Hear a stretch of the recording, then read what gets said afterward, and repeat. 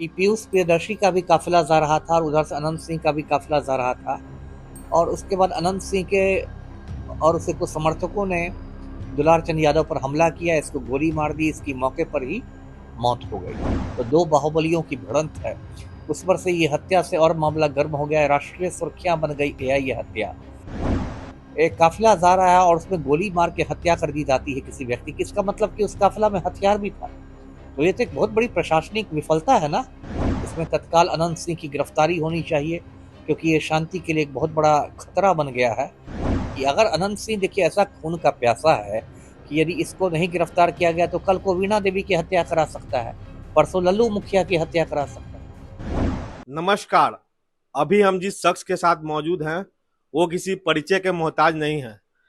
इनके बोले हुए वाक्य वायरल हो जाते हैं और सुर्खियों में रहते हैं। साथ में इनकी बातें बहुत ही मुखर और दो टूक होती हैं।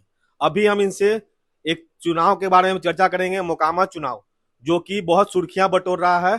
और यह चुनाव कल दुलार चंद यादव की हत्या के बाद रक्त रंजित में भी बदल गया है। तो इस बात पर इनसे राय लेंगे और विचार जानेंगे। सर, आपका स्वागत है। जी, थैंक यू। सर, ये और मोकामा चुनाव के बारे में जो घटना हुई है, कल दुलार चंद यादव की हत्या हो गई, तो इस पर बात करें। ये एक बहुत गंभीर घटना हुई है। कल मोकामा से एक बड़ी खबर आ रही है कि वहां दुलार चंद यादव की हत्या हो गई है। और हत्या अनंत सिंह ने की है, जो वहां से जदयू का प्रत्याशी है अनंत सिंह। और बिहार के खूंखार अपराधियों में उसकी गिनती होती है। देखिए, अनंत सिंह ने तो हत्या की है, लेकिन जो मेरी सूचना है, जो मेरे सूत्र बताते हैं कि इस हत्या का पूरा जो षड्यंत्र है, जो साजिश है, वो मुख्यमंत्री आवास में वो षड्यंत्र रचा गया था। और कहीं ना कहीं मुख्यमंत्री पलटू राम भी इस साजिश का हिस्सा है। अब देखिए, दुलार चंद यादव के बारे में दर्शकों को बता दूं कि ये घोसवरी के तारतर गांव का रहने वाला था। और इसकी अपनी भी छवि एक बाहुबली वाली छवि थी और एक दबंग शख्सियत के रूप में जाना जाता था। आपराधिक इतिहास भी था। और 90 के दशक में ये काफी ज्यादा करीबी हुआ करता था लालू यादव का। और इधर ये बहुत ज्यादा सक्रिय राजनीति में नहीं था। इसने यादव महासंघ नाम का एक संगठन बनाया हुआ था। लेकिन अभी जो मोकामा में चुनाव हो रहे हैं उसमें जन स्वराज पार्टी के उम्मीदवार हैं पीयूष प्रियदर्शी, जी। जो दुलार चंद को चाचा चाचा कहकर पुकारते थे। तो दुलार चंद यादव उनके प्रचार में ही लगा रहता था। और कल की घटना है, उसी घोसवरी की घटना है कि पीयूष प्रियदर्शी का भी काफिला जा रहा था और उधर से अनंत सिंह का भी काफिला जा रहा था। और उसके बाद अनंत सिंह के और उसके कुछ समर्थकों ने दुलार चंद यादव पर हमला किया, इसको गोली मार दी, इसकी मौके पर ही मौत हो गई। तो एक बहुत बड़ी घटना हो गई, क्योंकि अनंत सिंह पहले से कुख्यात है। मोकामा सीट ऐसे भी अभी हॉट सीट में गिनती हो रही है, क्योंकि वह अनंत सिंह की भिड़ंत बाहुबली सूरजभान की पत्नी वीणा देवी से है। तो दो बाहुबलियों की भिड़ंत है। उस पर से ये हत्या से और मामला गर्म हो गया है। राष्ट्रीय सुर्खियां बन गई है ये हत्या, क्योंकि अभी तो बिहार के चुनाव पर पूरे हिंदुस्तान की नजर है। तो इसके बाद देखिए क्या हुआ कि अ, कल तो एफआईआर हुआ नहीं आज, लेकिन भदौर पुलिस थाना है पटना जिला में ही, भदौर में एफआईआर हुआ है। और इसमें 3 लोगों को नामजद किया गया है। एक तो अनंत सिंह खुद है, 2 उसके भतीजे हैं, मतलब रणवीर और कर्मवीर। और अब तो लगातार मांग हो रही, मैं भी आपके चैनल के माध्यम से मांग करता हूं कि इसमें तत्काल अनंत सिंह की गिरफ्तारी होनी चाहिए, क्योंकि ये शांति के लिए एक बहुत बड़ा खतरा बन गया है। और दूसरी मांग मैं करता हूं कि ये जो पटना का सीनियर एसपी है कार्तिकेय शर्मा, ये बिल्कुल नकारा साबित हुआ है। तो चुनाव आयोग को इसका भी तबादला कर देना चाहिए। तो अभी स्थिति काफी मतलब वहां पर तनावपूर्ण है। पूरे इलाके में काफी तनाव है और उस पर कड़ी नजर रहनी चाहिए प्रशासन की। जी। इस पर एक अनंत सिंह से भी जब बयान लिया गया तो उन्होंने कहा कि 20 गाड़ियां का काफिला मेरा आगे चला गया था, आखिरी की 10 गाड़ी बची थी तो उन पर पथराव किया गया। तो इस पर आप क्या, नहीं, ठीक उनका है। बयान जो आया। जी, मैंने देखा है बयान। देखिए, है क्या कि अनंत सिंह तो अपने बचाव में बोलेगा ही। वो तो ये नहीं बोलेगा कि मैंने खून कर दिया, वो तो बोलेगा कि मेरी तो गाड़ियां आगे थी। अब इसमें भी कई देखिए जांच के कई बिंदु हैं। एक तो मान लीजिए 30 गाड़ियों का काफिला है, 40 गाड़ियों का काफिला है, तो यही जांच का बिंदु है कि क्या आपने गाड़ियों के नंबर और नाम प्रशासन को बताए थे। क्योंकि होता क्या है, नियम ये है कि यदि कोई प्रत्याशी अपने काफिले में गाड़ियां ले जा रहा है तो सब गाड़ियों का नाम कि कौन सी गाड़ी है और उनका नंबर उसको बताना पड़ता है। क्योंकि प्रत्याशियों के खर्च की एक सीमा होती है ना, उस पर चुनाव आयोग नजर रखता है। इसलिए इलाकों में व्यय प्रेक्षक भी होते हैं, एक्सपेंडिचर 20 ऑब्जर्वर। लाख की सीमा शायद जी बताई। जी, विधानसभा में अलग है, लोकसभा में अलग है। तो उस पर वो नजर रखी जाती है। तो ये भी है, तो ये जांच का बिंदु है कि ये जो 40 गाड़ियों का काफिला था, 50 गाड़ियों का था, तो क्या इसका नाम, इनके नाम और नंबर प्रशासन को दिए गए थे? दूसरी बात है कि देखिए, एक काफिला जा रहा है और उसमें गोली मार के हत्या कर दी जाती है किसी व्यक्ति की, इसका मतलब कि उस काफिला में हथियार भी था। तो ये तो एक बहुत बड़ी प्रशासनिक विफलता है ना।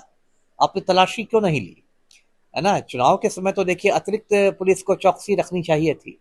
और अभी तो आप बल की कमी का रोना भी नहीं रो सकते, क्योंकि चुनाव के समय अतिरिक्त बल आता है, दूसरे राज्यों से पुलिस आती है, सीआरपीएफ आता है, बीएसएफ आता है। तो इतनी तैनाती जब होती है बल की, तो तलाशी होनी चाहिए। अब इसमें तो यही मतलब निकाला जाएगा कि पुलिस प्रशासन का इतना मनोबल टूट चुका है कि उसमें हिम्मत नहीं है अनंत सिंह की गाड़ियों की तलाशी लेने की। तो जो भी हुआ है वो बहुत दुर्भाग्यपूर्ण है।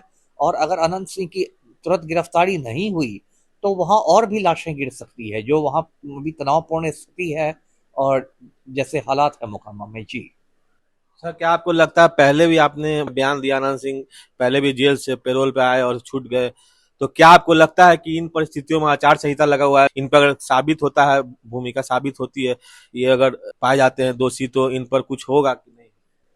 देखिए, पलटू राम तो दर्शक देख ही रहे हैं, पूरी तरह अनंत सिंह के मतलब शरण में जा चुके अनंत सिंह के चपरासी ही बने हुए हैं। इसलिए मुख्यमंत्री तो पूरी कोशिश करेंगे अनंत सिंह को बचाने की, जैसे कि पहले भी कोशिश की गई है। दर्शकों को याद होगा, पिछले साल 14 अगस्त को अनंत सिंह को पटना हाईकोर्ट ने रिहा कर दिया था AK-47 मामले में।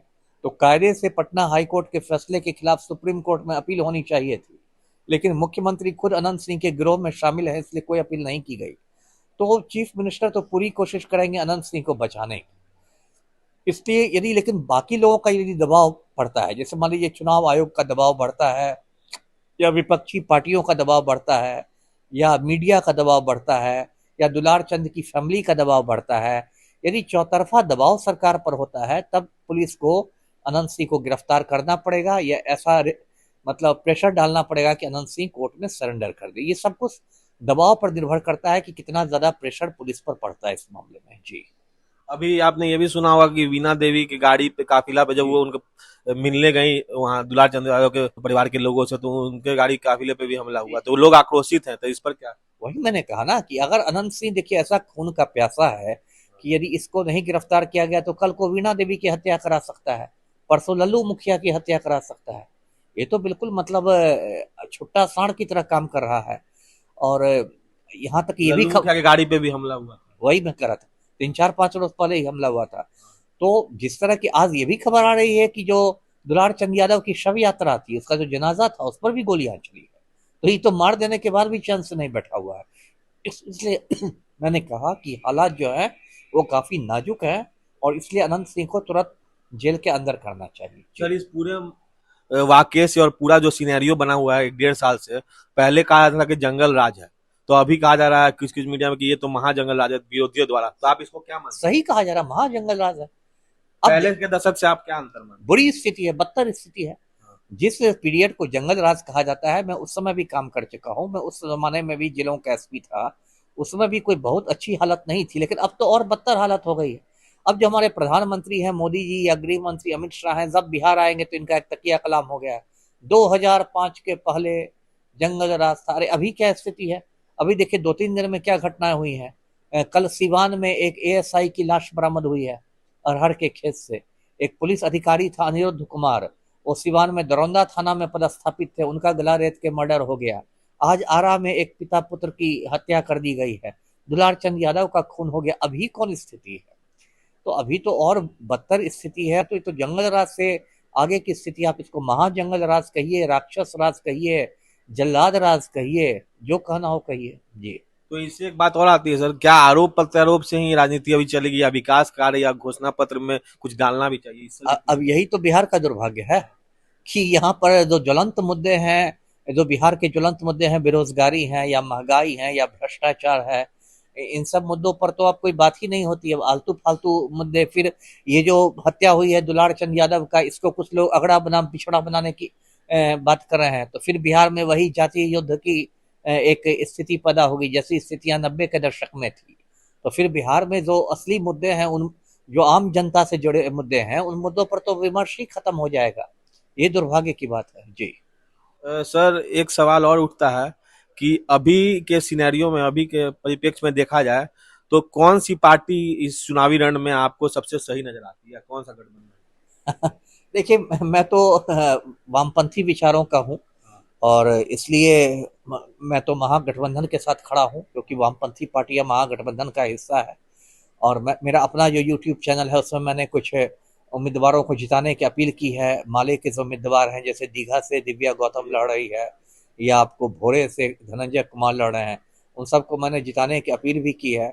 और ये जो एनडीए है, ये भाजपा जदयू, ये लोग तो राजनीतिक दल मुझे दिखाई देते ही नहीं, ये तो अब अपराधियों के गिरोह हो गए हैं। और ये लोग अपराधियों के गिरोह की तरह काम कर रहे हैं। वो चाहे दिल्ली में मोदी की सरकार हो या पटना में पलटू राम की सरकार हो, ये लोग अपराधियों के गिरोह की तरह काम कर रहे हैं। जी। आखिरी सवाल सर, आप हमेशा सर देखते हैं कि अनंत सिंह के साथ ये तस्वीर दिखाते हैं, तो इस बारे में क्या कहानी है, थोड़ा सा बताते हैं? नहीं, कहानी कुछ नहीं है। मैं तो सरकार की पोल खोलता हूँ, पलटू राम की पोल खोलता हूँ कि पलटू राम इतना जनता की आंख में धूल झोंकते हैं, सुशासन का ढोल बजाते हैं, कहते हैं कि हम ना किसी को फंसाते हैं, हम ना किसी को बचाते हैं, हमारा क्राइम पर जीरो टॉलरेंस है, हम तो अपराध को बर्दाश्त ही नहीं करते। और दूसरी तरफ एक माफिया डॉन के चपरासी बने हुए हैं। तो मैं तो लोगों को तस्वीर के माध्यम से सुशासन की हकीकत बताता हूँ। कायदे से ये काम अखबारों का था। कायदे से जो पटना के अखबार निकलते हैं, हिंदी के या इंग्लिश के या उर्दू के, उन अखबारों को ये तस्वीर छापनी चाहिए थी। लेकिन बिहार में ऐसा खौफ का आलम है कि किसी अखबार की औकात नहीं है इस तस्वीर को छापने की। जो अखबार इस तस्वीर को छाप देगा, उस अखबार के सरकारी विज्ञापन बंद हो जाएंगे। पलटू राम उनको सरकारी विज्ञापन देना बंद कर देगा, जो करोड़ों के विज्ञापन मिलते हैं अखबारों को। तो अब वो काम मैं ही कर रहा हूँ। मैं ही लोगों को बता रहा हूँ कि क्या असलियत है, क्या हकीकत है। जी। जैसा कि अमिताभ दाजी को आपने सुना, आज भी ये पूरा मुखर और दो टूक तरीके से अपने बातों को इन्होंने रखा। और इनके विचार आपको कैसे लगे, आप हमारे चैनल पे जाकर विमर्श न्यूज में इसके बारे में लिख सकते हैं और अपने जवाब दे सकते हैं। साथ में बहुमूल्य कमेंट जरूर दें। तब तक के लिए मैं आकाश, विमर्श न्यूज के लिए धन्यवाद।